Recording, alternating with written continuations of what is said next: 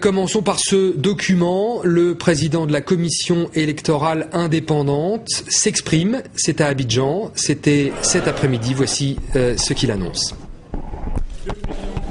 Babo Laurent, 2 107 055 voix, soit 45,90% des suffrages exprimés.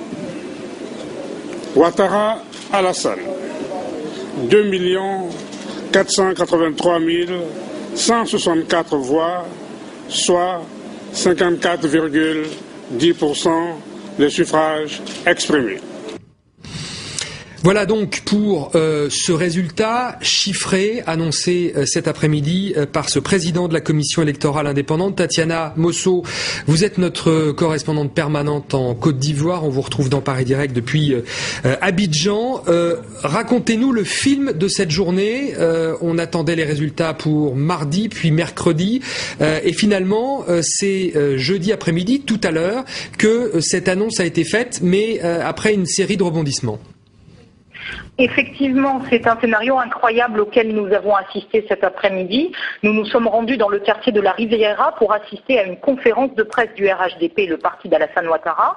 Dans un premier temps, cette conférence a été repoussée, puis alors que nous étions plus que quelques journalistes, nous avons été invités dans la salle de presse. Youssouf Bakayoko, le président de la CEI, est arrivé, sans préambule, escorté par 2 militaires. Dans une brève élocution, il a détaillé les résultats de l'élection présidentielle en donnant Alassane Ouattara, candidat du RHDP, comme gagnant du scrutin avec 54,10% des suffrages contre 45,9% pour Laurent Gbagbo. Cette annonce aurait dû logiquement se faire au siège de la CEI, mais c'est sans plus d'explications qu'ils nous ont été communiqués. Ce sont bien entendu des résultats provisoires que le Conseil constitutionnel devra valider dans les prochains jours. Alors vous parlez du Conseil constitutionnel. Écoutons maintenant le président de ce Conseil constitutionnel qui s'exprimait justement à propos de ces résultats. Une fois de plus, le calme. Et nous demandons aux Ivoiriens d'être sereins. Le Conseil constitutionnel, qui est chargé de donner les résultats définitifs, va faire son travail et la lumière sera faite sur l'élection. On ne peut pas éternellement rester dans les blocages et la CEI a été incapable de donner les résultats provisoires. C'est pour ça que nous en appelons à la sérénité de tous pour que le Conseil fasse son travail dans le calme et la tranquillité. Alors la sérénité de tous, toute la communauté internationale évoque ça. D'ailleurs, le Conseil de sécurité de l'ONU en a parlé, la Cour pénale internationale s'en est mêlée également.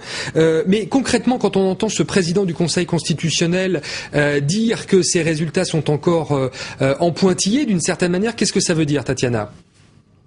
Alors justement, après le délai expiré hier pour la CEI de proclamer les résultats provisoires, le dossier était désormais naturellement entre les mains du Conseil constitutionnel. C'est ce que c'est explicite dans le code électoral. Il faut préciser qu'avant cette annonce des résultats par le président de la CEI, le Conseil constitutionnel avait déclaré avoir été saisi déjà par la CEI. Ce soir, le président du Conseil constitutionnel, Paul Yaoundé, a affirmé que ces résultats provisoires n'étaient pas valables lors d'une annonce sur la télévision publique. Après l'annonce de ces résultats, le Conseil de sécurité de l'ONU a menacé de, je cite, prendre les mesures appropriées contre ceux qui entravent le processus électoral. Il est évident que le Conseil constitutionnel doit prendre en compte le dossier de recours déposé par le LMP, le parti de Laurent Gbagbo. Ce dernier dénonce des votes frauduleux dans des régions du nord du pays et souhaite les faire invalider. C'est aujourd'hui à la Cour constitutionnelle et à elle seule de pouvoir donner les résultats définitifs de cette élection. Oui.